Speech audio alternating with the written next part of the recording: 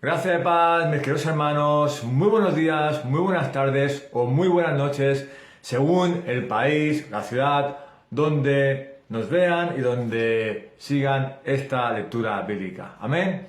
Bueno, hermanos, bienvenidos de nuevo a otra lectura de la Biblia en un año. Hermanos, tenemos nuestra lectura bíblica en el día de hoy. Es maravilloso poder compartir la palabra con ustedes. Yo soy su hermano David, desde aquí, desde Barcelona, España. Soy miembro y me congrego en la Iglesia Cristiana Caminando por Fe, aquí mismo en Barcelona, España, donde nos pastorean nuestros dos pastores, Juan Manuel Vaz y Marcos Maciel. Hermanos, como he dicho, es un privilegio y un gozo y alegría poder compartir otro día más las palabras de Dios con ustedes. Amén. Bueno, hermanos, pues el día de hoy vamos a iniciar en la epístola de Santiago. Leeremos la epístola de Santiago, los tres primeros capítulos, el capítulo 1, el capítulo 2, el capítulo 3. Después de la lectura explicaremos cada capítulo qué quiere decir y haremos una reflexión final y un consejo final de cómo tenemos que seguir nuestra vida cristiana, cómo tenemos que seguir los caminos del Señor conforme a la palabra de Dios, que como digo yo muchas veces, hermanos, la palabra de Dios es el manual del cristiano. Es el manual que tiene que seguir todo creyente. Amén. Pero como siempre, hermanos, vamos a hacer una oración, una pequeña oración para que el Señor tome el control de esta lectura, tome el control de este momento, que nos ayude a meditar y a estar concentrados en su palabra, para saber qué nos quiere decir el Señor en el día de hoy por medio de su palabra y que hable a nuestros corazones para edificarnos cada día más y más como sus hijos y como hermanos en Cristo Jesús. Amén. Así que si son tan amables, vamos a hacer una oración y empezaremos la lectura de hoy. Vamos a orar. Amado Dios y Padre Celestial, primeramente te damos gracias por haber abierto los ojos un día más de vida, Padre Todopoderoso. Porque podemos tener otro día más en tus caminos, Padre, poder adorarte, poder estar contigo y poder hablar contigo y poder saber que tú vas delante nuestro y cuando tú vas delante nuestro nada nos pasa.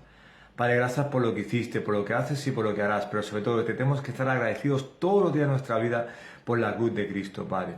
Nos salvaste por pura gracia sin merecerlo. Fuimos lavados por la sangre de Cristo cuando tuvo que morir el Cordero Santo y puro por personas que éramos impuras, que no éramos santas y éramos pudredumbre y basura. Y tú decidiste salvarnos solo por tu gracia.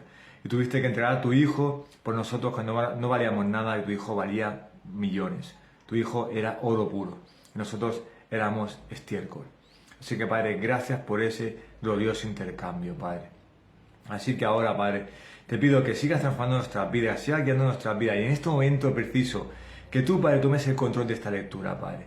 Que nos perdones nuestros pecados, perdónanos por habernos comportado en algún momento mal, en este inicio de semana, por haber hecho alguna mala palabra, haber reaccionado mal, porque desgraciadamente somos humanos y la carne a veces nos puede más que el espíritu, pero ayúdanos a vivir más en el espíritu que en la carne. Ayúdanos a mirar al Cristo, ayúdanos a mirar al cielo, saber que tú eres todopoderoso y hacerlo todo para tu gloria.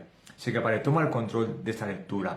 Háblanos por medio de tu palabra, háblanos por cada capítulo, por cada párrafo, por cada palabra que entre directamente a nuestros corazones. Ayúdanos a meditar en tu palabra y poder obedecer tu palabra, porque tu palabra es santa, pura, perfecta y la única verdad. Es el manual auténtico del creyente que tenemos que seguir por los siglos de los siglos para obedecerte, para ser una vida correcta, para tu gloria y para tu honra. Así que, Padre, obra en nosotros. Obra nuestras vidas, transforma nuestros corazones en la imagen de Cristo, pero sobre todo en este momento que reines tú aquí, Padre, y que tomes el control de esta lectura, hablándonos a nuestros corazones y transformándonos a la imagen de nuestro Señor y Salvador Jesucristo, para que caminemos en santidad, como tanto tú, Padre, como tu Hijo sois santos, puros y perfectos. Y te lo pido en el nombre de nuestro Salvador, tu Hijo Santo, Jesucristo. Amén, amén y amén.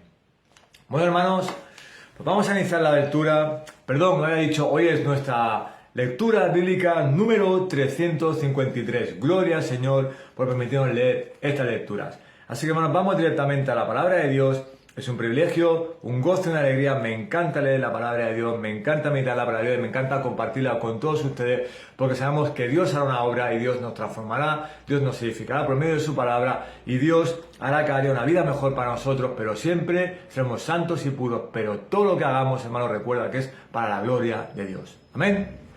Pues si tienes tu Biblia delante o al lado o incluso estás escuchando por el audio, hermano, acompáñame a la palabra de Dios en la epístola de Santiago, capítulo 1, capítulo 2 y capítulo 3. Así que empezamos la lectura de la Biblia en un año. Empezamos en Santiago, capítulo 1.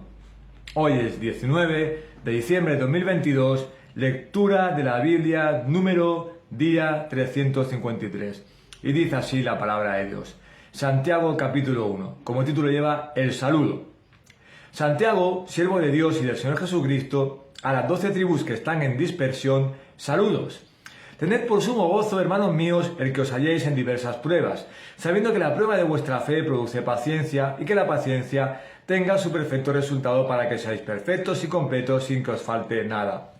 Pero, si alguno de vosotros se ve falto de sabiduría, que la pida a Dios, el cual da a todos abundantemente y sin reproche, y le será dada. Pero que pida con fe, sin dudar, porque el que duda es semejante a la ola del mar, impulsada por el viento y echada de una parte a otra. No piense, pues, ese hombre que recibirá cosa alguna del Señor, siendo hombre de doble ánimo, inestable en todos sus caminos. Pero que el hermano de condición humilde se gloríe en su alta posición, y el rico en su humillación, pues él pasará como la flor de la hierba. Porque el sol sale con calor abrasador, y seca la hierba, y su flor se cae, y la hermosura de su apariencia perece. Así también se marchitará el rico en medio de sus empresas. Bienaventurado el hombre que persevera bajo la prueba, porque una vez que ha sido aprobado, recibirá la corona de la vida que el Señor ha prometido a los que le aman. Que nadie diga cuando es tentado, soy tentado por Dios, porque Dios no puede ser tentado por el mal, y él mismo no tienta a nadie. Sino que cada uno es tentado cuando es llevado y seducido por su propia pasión. Después, cuando la pasión ha concebido, da a luz el pecado, y cuando el pecado es consumado, engendra la muerte. Amados hermanos míos, no os engañéis. Toda buena dádiva y todo don perfecto viene de lo alto, desciende del Padre de las luces, con el cual no hay cambio ni sombra de variación. En el ejercicio de su voluntad, Él nos hizo nacer por la palabra de verdad para que fuéramos las primicias de sus criaturas. Esto sabéis, mis amados hermanos, pero que cada uno sea pronto para oír, tardo para hablar, tardo para la ira, pues la ira del hombre no obra la justicia de Dios. Por lo cual, desechando toda inmundicia y todo resto de malicia, recibid con humildad la palabra implantada, que es poderosa para salvar vuestras almas. Sed hacedores de la palabra y no solamente oidores que se engañan a sí mismos. Porque si alguno es oidor de la palabra y no hacedor, es semejante a un hombre que mira su rostro natural en un espejo. Pues después de mirarse a sí mismo e irse, inmediatamente se olvida de qué clase de persona es. Pero el que mira atentamente a la ley perfecta, la ley de la libertad, y permanece en ella, no habiéndose vuelto un oidor olvidadizo, sino un hacedor eficaz, este será bienaventurado en lo que hace. Si alguno se cree religioso, pero no refrena su lengua, sino que engaña a su propio corazón, la religión de tal es vana. La religión pura y sin mácula delante de nuestro Dios y Padre es esta: visitar a los huérfanos y a las viudas en sus aflicciones y guardarse sin mancha del mundo. Amén. Capítulo 2 de Santiago. Como título lleva el pecado de la parcialidad. Hermanos míos, no tengáis vuestra fe en nuestro glorioso Señor Jesucristo con una actitud de favoritismo. Porque si en vuestra congregación entra un hombre con un anillo de oro y vestido de ropa lujosa, y también entra un pobre con ropa sucia, y dais atención especial al que lleva la ropa lujosa y decís, tú siéntate aquí en un buen lugar, y al pobre le decís, tú estate allí de pie, o siéntate junto a mi estrado. ¿No habéis hecho distinciones entre vosotros mismos? ¿Y habéis venido a ser jueces con malos pensamientos? Hermanos míos amados, escuchad. ¿No escogió Dios a los pobres de este mundo para ser ricos en fe y herederos del reino, que Él prometió a los que le aman? Pero vosotros habéis menospreciado al pobre. ¿No son los ricos los que os oprimen y personalmente os arrastran a los tribunales? ¿No blasfeman ellos el buen nombre por el cual habéis sido llamados? Si en verdad cumplís la ley real conforme a la Escritura, amarás a tu prójimo como a ti mismo, bien hacéis. Pero si mostráis favoritismo, cometéis pecado, y sois hallados culpables por la ley como transgresores, porque cualquiera que guarda toda la ley, pero tropieza en un punto, se ha hecho culpable de todos. Pues el que dijo, no cometas adulterio, también dijo, no mates. Ahora bien, si tú no cometes adulterio, pero matas, te has convertido en transgresor de la ley. Así hablad y así proceded como los que han de ser juzgados por la ley de la libertad, porque el juicio será misericordia. Para el que no ha mostrado misericordia, la misericordia triunfa sobre el juicio. ¿De qué sirve, hermanos míos, si alguno dice que tiene fe pero no tiene obras? ¿Acaso puede esa fe salvarlo? Si un hermano o una hermana no tiene ropa y carecen del sustento diario, y uno de vosotros les dice, id en paz, calentaos y saciaos, pero no les dais lo necesario para su cuerpo, ¿de qué sirve? Así también la fe por sí misma, si no tiene obras, está muerta. Pero alguno dirá, tú tienes fe, yo tengo obras. Muéstrame tu fe sin las obras, y yo te mostraré mi fe por mis obras. Tú crees que Dios es uno, haces bien. También los demonios creen y tiemblan. Pero, ¿estás dispuesto a admitir, oh hombre vano, que la fe sin obras es estéril? ¿No fue justificado por las obras Abraham, nuestro padre, cuando ofreció a Isaac, su hijo, sobre el altar? Ya ves que la fe actuaba juntamente con sus obras, y como resultado de las obras la fe fue perfeccionada. Y se cumplió la escritura que dice, y Abraham creyó a Dios, y le fue contado por justicia, y fue llamado amigo de Dios. Vosotros veis que el hombre es justificado por las obras y no solo por la fe. Y de la misma manera, ¿no fue la ramera Rahab también justificada por las obras cuando recibió a los mensajeros y los envió por otro camino? Porque así como el cuerpo sin el espíritu está muerto, así también la fe sin las obras está muerta. Amén, hermanos. Vamos a finalizar con el capítulo 3 de la epístola de Santiago, que como título lleva el poder de la lengua. Hermanos míos, no os hagáis maestros muchos de vosotros, sabiendo que recibiremos un juicio más severo, porque todos tropezamos de muchas maneras. Si alguno no tropieza en lo que dice, es un hombre perfecto, capaz también de refrenar todo el cuerpo. Ahora bien, si ponemos el freno en la boca de los caballos para que nos obedezcan, dirigimos también todo su cuerpo. Mirad, también las naves, aunque son tan grandes e impulsadas por fuertes vientos, son sin embargo dirigidas mediante un timón muy pequeño por donde la voluntad del piloto quiere. Así también, la lengua es un miembro pequeño y sin embargo se jacta de grandes cosas. Mirad, qué gran bosque se incendia con tan pequeño fuego. Y la lengua es un fuego, un mundo de iniquidad. La lengua está puesta entre nuestros miembros, la cual contamina todo el cuerpo. Es encendida por el infierno e inflama el curso de nuestra vida. Porque todo el género de fieras y de aves, de reptiles y animales marinos se puede domar y ha sido domado por el género humano. Pero ningún hombre puede domar la lengua. Es un mal turbulento y lleno de veneno mortal. Con ella bendecimos a nuestro Señor y Padre, y con ella maldecimos a los hombres, que han sido hechos a la imagen de Dios. De la misma boca proceden bendición y maldición. Hermanos míos, esto no debe ser así. ¿Acaso una fuente por la misma abertura echa agua dulce y amarga? ¿Acaso, hermanos míos, puede una higuera producir aceitunas o una vid higos? Tampoco la fuente de agua salada puede producir agua dulce. ¿Quién es sabio y entendido entre vosotros? Que muestre por su buena conducta sus obras en mansedumbre de sabiduría. Pero si tenéis celos amargos y ambición personal en vuestro corazón, no seáis arrogantes y así mintáis contra la verdad. Esta sabiduría no es la que viene de lo alto, sino que es terrenal, natural, diabólica. Porque donde hay celos y ambición personal, allí hay confusión y toda cosa mala. Pero la sabiduría de lo alto es primeramente pura, después pacífica, amable, condescendiente, llena de misericordia y de buenos frutos, sin vacilación, sin hipocresía, y la semilla cuyo fruto es la justicia, se siembra en paz por aquellos que hacen la paz. ¡Wow, hermanos! Maravillosa palabra. Amén y amén. Qué palabra tan maravillosa y bestial que nos deja aquí el escritor Santiago sobre los caminos del Señor, sobre la obediencia al Señor, sobre los mandamientos del Señor, sobre cómo es una vida perfecta y santa para el Señor. Amén. Hermanos, antes de entrar en cada capítulo de la explicación, te voy a decir una serie de palabras que salen aquí y dime tú si estas palabras no son justamente que se ven complementadas con el comportamiento de nuestro Señor y Salvador Jesucristo cuando estuvo en esta tierra en su ministerio. Mira, hermano, aparece la palabra confianza en Dios. Jesús confiaba en su Padre todos los días de su vida. Aparece la palabra obediencia, la palabra parcialidad, la palabra misericordia, la palabra fe y obras, la palabra maldición y bendición, y la palabra sabiduría humana y sabiduría de Dios. Dime tú, hermano, estas palabras no tienen que ver con la vida de Jesús.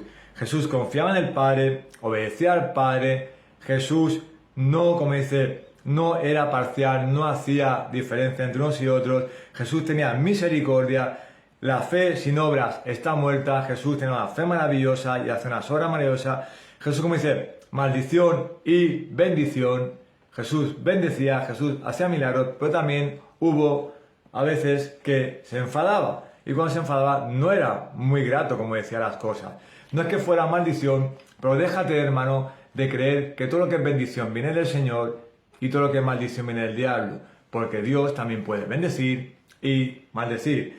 Y sobre todo vemos también la sabiduría humana y la sabiduría divina. Como vemos como Cristo Jesús no apeló a la sabiduría humana, sino que él siempre apelaba a la sabiduría divina. Amén. Así que vamos a ver reflejado a Cristo en todos estos capítulos y cómo se debe llevar una vida cristiana maravillosa.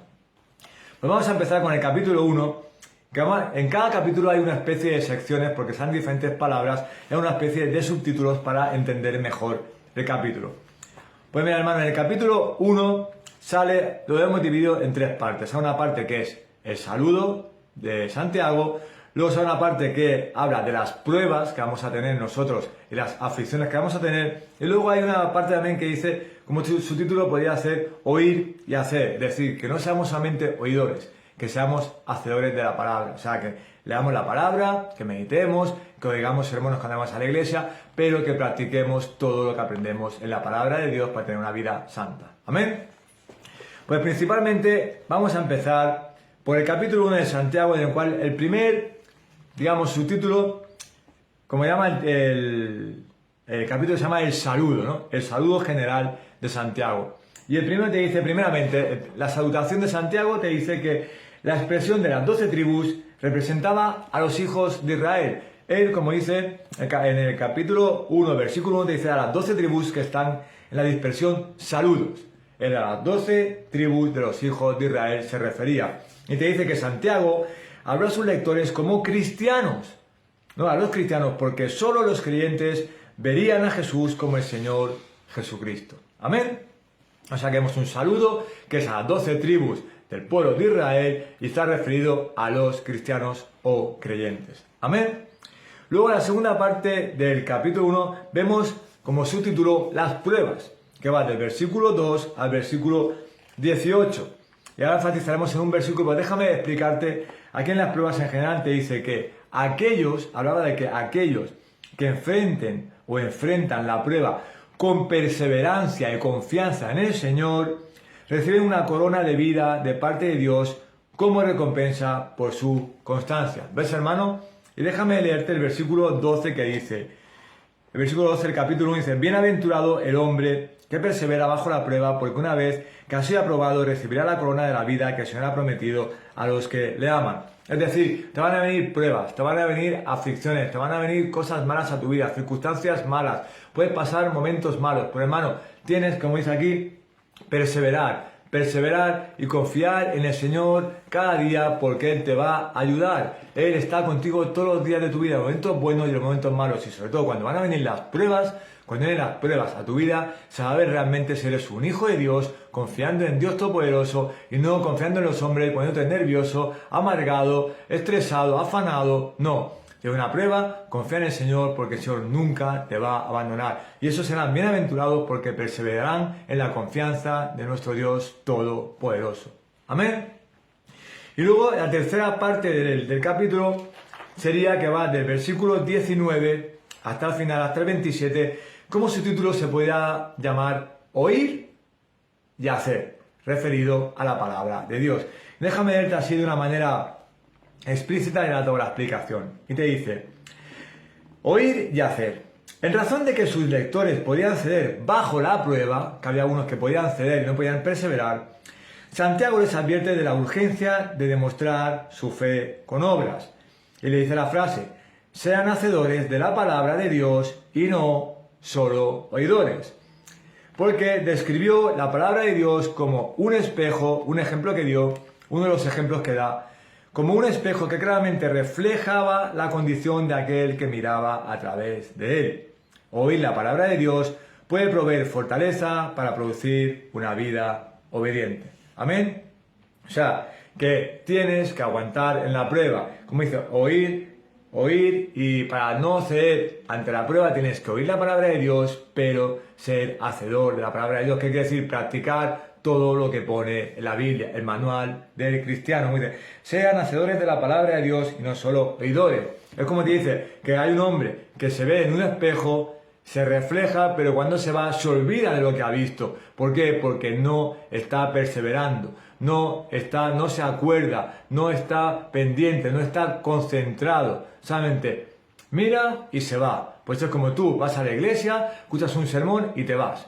No lees la palabra, no meditas la palabra, no pones atención al sermón. Tú oyes la palabra y te vas, no meditas en ella. Entonces, ¿cómo vas a aprender? Has oído un sermón, has oído, has oído, por ejemplo, una prédica en internet, una predicación en tu iglesia, un sermón en tu iglesia, ha venido un predicador invitado, cualquier cosa. No has puesto atención. Y encima, todo lo que has oído, luego no vas a la palabra y lo lees para aprender más. No, lo oyes y te vas y te olvidas de la palabra. ¿Cómo vas a ser un verdadero hijo de Dios? Tienes que consultar la palabra, meditar en la palabra y escuchar un sermón está bien. Poner atención en lo que dice el predicador, pero luego estudiar ese sermón que llega a tu corazón, que te transforme, que te edifique, ir a la palabra y buscar lo que ha dicho ese predicador para poder estudiar cada día más y más. Como dice, no seáis solamente oidores de escuchar la palabra de Dios, sino ser hacedores. ¿Qué quiere decir? Que practiquemos todo lo que hay en la palabra de Dios, que tengamos una vida santa y pura, practicando, poniendo en práctica en nuestra vida todo lo que aprendemos, tanto de la palabra, como de los sermones, como de prédicas, etcétera, etcétera, etcétera. Que pongamos en práctica todo lo que aprendemos para ser bienaventurados, ser perseverantes en la palabra de Dios y ser unos buenos hacedores de la palabra de Dios. Y déjame leerte también, aquí vemos como el versículo del 19 al 22, cómo tenemos que obedecer la palabra de Dios para ser buenos hacedores, ponerla en práctica en nuestra vida cristiana para que nuestra vida espiritual crezca cada día más y más. No solamente leer la Biblia y dejarlo ahí, no. Pues leer la Biblia, meditas en la palabra, hazle preguntas al texto, qué te quiere enseñar el Señor aquí, cómo te habla el Señor, y todo aquello que aprendas, debes ponerlo en práctica en tu vida. Pues te van a venir circunstancias en las cuales vas a tener que poner en práctica la palabra del Señor. Y esos son los momentos buenos en los cuales el cristiano se acuerda de la palabra y no solamente lo escucha y ya está. No, pone en práctica todo lo que ha aprendido.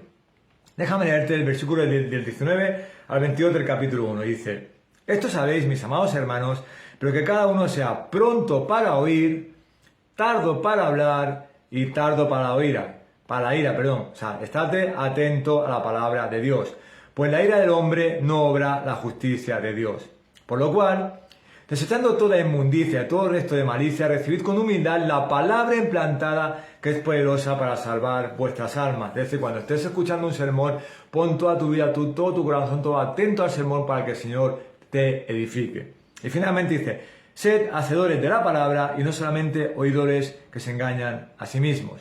Porque si tú, hermano, escuchas un sermón, puedes escuchar 50.000 sermones, puedes escuchar 50.000 prédicas, pero ves una prédica en YouTube o vas a tu iglesia el domingo y escuchas el sermón y es maravilloso, pero te vas a tu casa y pasas de todo, pasas de leer la palabra, no meditas en el sermón, no has puesto atención, has escuchado, o sea, has oído, pero no has escuchado, has oído, pero no has retenido, has oído, pero no has meditado, no te edificarás, no te levanta el corazón, has ido, has escuchado y fuera.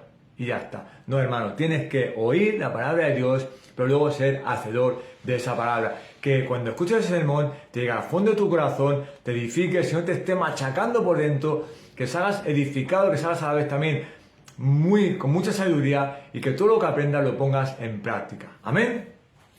Pues ahora, hermanos, después de ver el saludo a las 12 tribus, después de ver que en las pruebas tienes que confiar 100% en el Señor, después de ver que tenemos que ser unos hacedores y practicar la palabra de Dios, no solamente oírla, escucharla y ya irnos a cualquier sitio, sino meditar en su palabra y ponerla en práctica, pasamos al capítulo 2, en el cual aparece una palabra maravillosa que es la parcialidad, la cual Jesucristo no era parcial, debemos de ser imparciales. Vamos al capítulo 2, que está dividido en dos partes, que sería, el primero sería del versículo 1 al 13, en lo que sería que no seamos parciales, que no hagamos distinciones, no tengamos favoritismos, y la segunda parte del versículo 14 al 26, que es el final, que mostremos misericordia. Amén.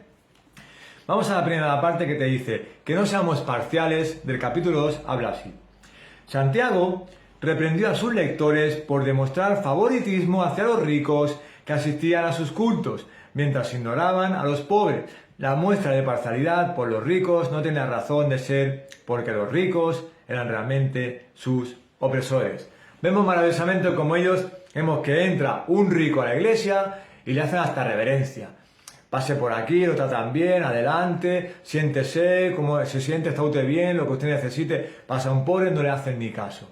Hermano, eso es lo que nosotros tenemos que hacer en nuestra vida. Debemos de ser imparciales, debemos de mirar a todo el mundo igual. Sean ricos, sean pobres, vivan en mansiones, vivan en la calle, tengan comida o no tengan comida, sean mejores que nosotros, peores que nosotros, a todo el mundo igual. No hagamos distinciones, no tengamos favoritismos y no seamos parciales, hermano. No practiquen la parcialidad, sino sé imparcial en todo momento. Amén.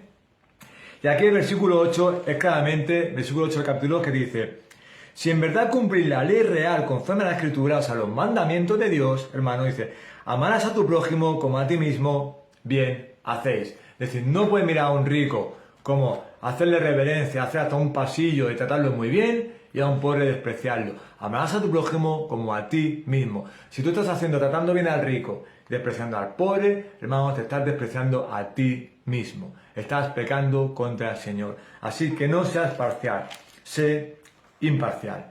Y luego la segunda parte, voy a decirte antes una definición de la parcialidad, para que quede más claro. La parcialidad es la inclinación en favor o en contra de una persona o cosa al obrar o al juzgar un asunto. ¿Ves? Inclinación en favor, en contra. Favoritismo, como decía, hacia los ricos, y en contra desechar a los pobres. Eso es lo que tenemos que hacer. Tenemos que ser imparciales, mirar a todos por igual y amar a tu prójimo como a ti mismo. La segunda parte habla de la misericordia y las obras del Señor. Dice, muestren misericordia, del versículo 14 al 26 dice así: debemos mostrar misericordia. Santiago explicó que una fe que solo afirmara una creencia correcta sin producir una vida cambiada carecía de vida. O sea, una fe sin obras, sin ver un cambio en ti, carecía de vida. Por eso vamos a hablar ahora de la misericordia y de las obras del Señor. Amén. Aquí la misericordia que tenemos que tener nosotros como hermanos, como cristianos, como hijos de Dios. Misericordia como tuvo Jesús. Y aquí también te dice que la fe sin obras está muerta. Amén. Vamos a leer del versículo 15 al 17. Perdón, el capítulo 2, sí, del versículo 15 y el versículo 17. Y dice, el versículo 15 dice, del 15 al 17, perdón. Si un hermano o una hermana no tienen ropa y carecen del sustento diario, o sea, si un hermano de la iglesia no tiene ese sustento y está mal, y uno de vosotros les dice, id en paz, calentaos y saciaos, pero no les dais lo necesario para su cuerpo, ¿de qué sirve? Así también la fe por sí misma, si no tiene obras, está muerta. Dice, si un hermano está necesitado y tú no le haces ni caso, le dices que Dios te bendiga, pero no haces nada por ello, no sirve para nada. Debemos ser misericordiosos como Jesús fue misericordioso con todos, que daba todo para ellos y no era egoísta. Luego te dice, así, si tú no eres misericordioso con esas personas, tu fe no vale para nada. Eres cristiano de boquilla, porque no estás ayudando al prójimo. Amén. Por eso dice, así también la fe por sí misma, si no tiene obras, está muerta. Si tú no estás realizando una obra para el Señor, estás siendo humilde, estás ayudando a tu hermano, estás amando al prójimo como a ti mismo, estás haciendo toda esa obra para la gloria de Dios, hermano, no sirve de nada. No te puedes llamar creyente porque eres un creyente de pacotilla, eres un falso creyente y eres uno que te llamas cristiano, pero no eres hijo de Dios, y yo me plantaría si de verdad has nacido de nuevo. Amén. Y luego vemos como dice que las obras deben ser para el Señor. Amén. Como dice, la fe sin obras está muerta, pero esas obras no tienen que ser para nosotros. Son obras que salen del corazón para el Señor, para los mandamientos del Señor, todo para la gloria de Dios. Y mira el versículo 25 y 26 que dice, del capítulo 2. Y de la misma manera, ¿no fue la ramera Rahab también justificada por las obras cuando recibió a los mensajeros y los envió por otro camino? Porque así como el cuerpo sin el espíritu está muerto, así también la fe sin las obras está muerta. Aquí te da el ejemplo de la ramera Rahab. Cuando eran esos mensajeros y ella los protegió, ¿no? Dice, los envió por otro camino. Ella estuvo protegiendo. Ella estuvo haciendo las cosas para el Señor, ¿no? Justificada por las obras cuando recibió a los mensajeros y los envió por otro camino. Por eso dice, si el cuerpo sin el espíritu está muerto, si tú y yo no hubiésemos sido elegidos por el Señor, justificados por el Señor y salvados por Dios, tenemos un cuerpo muerto. Estaremos muertos en nuestros delitos y pecados como estábamos antes en este mundo pecaminoso. Pero como dice, si nosotros, el Señor no nos hubiera salvado, estaremos muertos. Y si nosotros no nos hubiera salvado, sería también la fe sin las obras está muerta. Los impíos, los mundanos, los que dan la espalda al Señor, los que no creen en Dios, los que se burlan de Dios, esos hermanos están muertos en sus delitos y pecados. Por mucho que digan que ellos creen en Dios, si no se ve una fe verdadera con unas obras para la gloria de Dios, no sirve para nada. Así nosotros somos salvados por la gracia del Señor, somos salvados por la misericordia de Cristo, la fe nuestra es verdadera porque son unas obras, pero para nuestro Señor Jesucristo, no para nosotros. Que no nos gloriemos nosotros, que la gloria se la lleve el Señor todos los días. Amén. Pues así que la fe sin obras está muerta. Pero no obras materiales, no obras de ser el mejor, el que da mucho dinero, el de Greenpeace, el que ayuda a los animales, no. Obras para la gloria de Dios. Que tu comportamiento sea una obra maravillosa para la gloria de Dios, ayudando a los demás, como dice aquí en este ejemplo, ayudando a un hermano, ayudando a un necesitado, pero todo para la gloria. Que no nos gloriemos nosotros, que sea para la gloria y la honra de nuestro Señor Todopoderoso que está en los cielos. Y la mejor obra que podemos hacer es que el Señor nos siga transformando para vivir la vida para su gloria. Nuestro comportamiento, nuestra vida, todo hacerlo para su gloria. Amén. Y ya, hermanos, vamos a finalizar con el capítulo 3. Ya estamos acabando y me da tristeza, pero porque es maravillosa esta palabra. Vamos a finalizar con el capítulo 3, que me encanta también el título, dice el poder de la lengua. La lengua es muy peligrosa, es un arma muy peligrosa y en las manos equivocadas hace mucho daño. ¿Amén? Pues déjame leerte un poco de la explicación en general y entraremos con unas palabras sencillas, que este es cortito y rápido de entender. Dice, como subtítulo, controlen la lengua. Capítulo 3 de Santiago. Santiago insistió que los cristianos debían mostrar su obediencia a Dios al controlar su lengua y todos sus deseos. Explicó que la lengua tenía gran poder tanto para el bien como para el mal. La sabiduría terrenal produce envidia y ambición egoísta, pero la sabiduría celestial produce pacificadores misericordiosos y considerados unos con otros. Amén, hermano. Por eso vemos como la lengua, como dice aquí, tenemos que tener una obediencia a Dios maravillosa y controlar nuestra lengua. Sino pedirle al Señor que nos ayude a controlarla o que Él nos la controle. Porque puede salir bendición o puede salir maldición.